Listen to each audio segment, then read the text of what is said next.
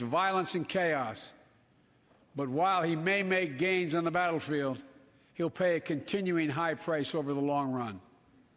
And a pound of Ukrainian people, the proud, proud people, pound for pound, ready to fight with every inch of energy they have. They've known 30 years of independence, have repeatedly shown that they will not tolerate anyone who tries to take their country backwards. To all Americans, I'll be honest with you, as I always promised I would be.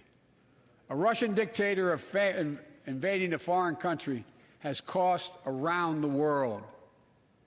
And I'm taking robust action to make sure the pain of our sanctions is targeted at the Russian economy and that we use every tool at our disposal to protect American businesses and consumers.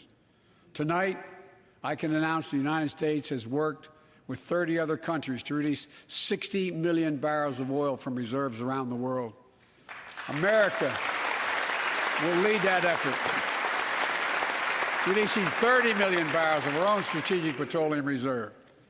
And we stand ready to do more if necessary, united with our allies. These steps will help blunt gas prices here at home, but I know news about what's happening can seem alarming to all Americans. But I want you to know we're going to be okay. We're going to be okay. When the history of this era is written, Putin's war in Ukraine will have left Russia weaker and the rest of the world stronger.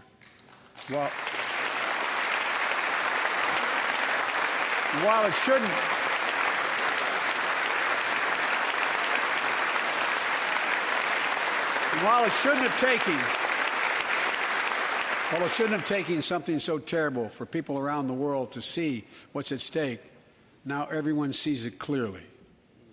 We see the unity among leaders of nations, a more unified Europe, a more unified West.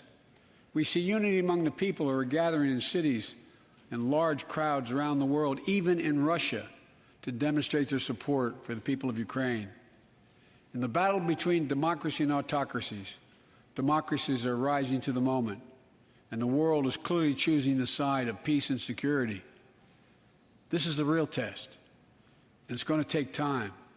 So let us continue to draw inspiration from the iron will of the Ukrainian people. To our fellow Ukrainian Americans who forged the deep bond that connects our two nations, we stand with you. We stand with you. Putin may circle Kyiv with tanks, but he'll never gain the hearts and souls of the Iranian people.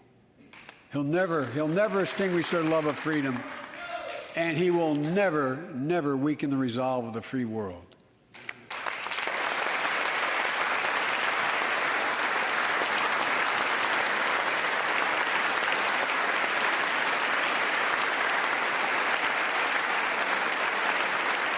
We meet tonight in an America that has lived through two of the hardest years this nation has ever faced.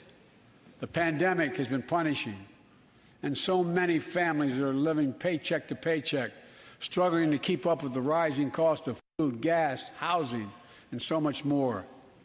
I understand, like many of you did.